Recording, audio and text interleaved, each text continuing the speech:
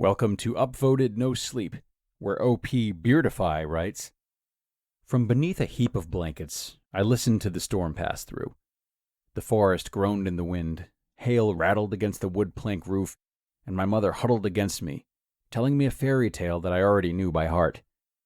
Once upon a time, there lived a brave queen and her son, the handsome young prince.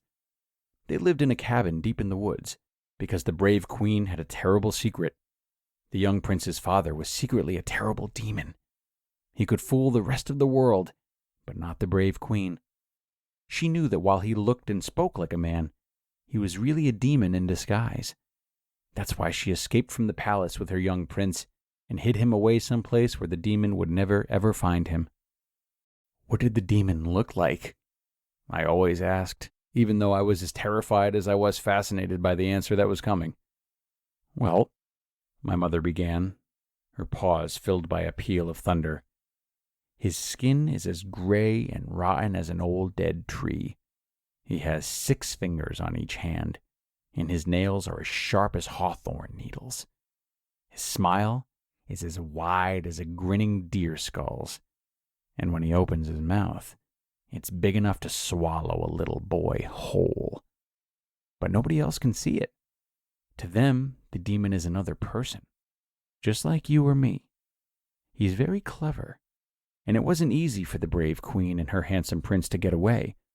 The demon hired wicked men to follow them, and the brave queen and her handsome young prince had to give up all the luxuries they used to have in that palace. Several times they were nearly caught. When that happened, they had to run away and leave everything behind. It wasn't easy, but the brave queen would have done anything in the world to be with her handsome young prince." The battering wind and rain were so loud that I could barely hear my mother's voice. But it didn't matter. I could feel her warmth. I snuggled against her and fell asleep. I saw the demon for the first time the next morning, or at least I thought I did. My mother and I were collecting mushrooms by the creek when the hair on the back of my neck suddenly stood on end. I was being watched. I could feel it. I looked frantically around for my mother, but she had turned her back to me for a moment as she foraged. Normally, she never let me out of her sight. How long had the demon been stalking us, just waiting for an opportunity like this? A twig snapped. I spun around to see a black, vaguely humanoid shape moving toward me through the woods. I ran to my mother, too terrified of the thing behind me to even scream. Grasping immediately that something was wrong, my mother abandoned her mushrooms, scooped me into her arms, and ran for the safety of our cabin. No demon came crashing through our door, but when we returned to the creek a few hours later, the mushrooms and basket were gone. My mother had always carried a pistol in her belt, but after that she kept it drawn in her hand. As dusk settled on the forest, she burst into the clearing that surrounded our cabin, searching for any sign of the demon. A gunshot reverberated among the endless trees. "Come out!" my mother screamed. "You might want him, but you'll never have him." It was then that I heard a second set of footsteps fast approaching the cabin.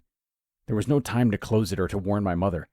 I pressed myself against the wall and I shut my eyes instead. Seconds later, a small square something flew through the cabin window. It was a picture. It showed my mother and I smiling, with a man who looked like me. On the back, strange symbols had been scribbled with black ink. I peeked out the empty window into the gloomy woods. Whoever had thrown that through the window was long gone. I found myself staring at the picture for a long time, wondering if it was some kind of evil magic that kept me from tearing my eyes away. I was so lost in those 3 smiling faces that I didn't even notice that my mother was back. She snatched the photo out of my grasp with trembling hands, muttering 2 blood-chilling words. "It's him." Pistol in hand, she started packing right away and jumped at every sound. Once everything we could take had been packed into her ancient, rumbling Chevy truck, she splashed gasoline through every room of the cabin and struck a match. Before we drove away, she threw the photo into the blaze. Fog had rolled in with the cool night air, turning the woods into a sea of white. We hardly ever left the cabin, and the overgrown dirt track that led away from it was difficult to navigate at the best of times. My mother drove white-knuckled, gritting her teeth at each pothole and scraping bush. To me, their thorns sounded like the claws of a demon. With a sudden boom, the steering wheel went slack. My mother braked frantically, and when I saw the whites of her terrified eyes, I knew that we were thinking the same thing. Both tires bursting? That had been no accident. Something flew out of the fog and crashed onto the driver's side window, creating a spiderweb pattern crack. My mother shrieked, covering her face against the glass as something else shattered it. Hands reached through the shattered glass. They pinned my mother's arms to her sides as she fired her pistol wildly. In the cramped space, the sound was deafening. I shut my eyes and covered my ears, waiting for the nightmare to be over. Instead, my mother was dragged out the window into the darkness. No matter how tightly I pressed my hands over my ears, I could still hear her screams. They turned into moans, and then finally to silence. That silence, that waiting, was worse than everything I'd experienced so far.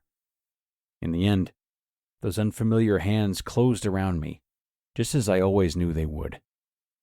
"It's all right, son." A husky, unfamiliar voice sobbed into my neck. "It's over. It's finally over." The case was quite sensational for its time. There were many who questioned the motives and legality of a father who used private detectives and second-hand police chain spikes to recover his son when the law wouldn't do it, even if the mother was a member of a cult. At the time, of course, I was concerned with other things, like all of the big words the men in white coats around me were using.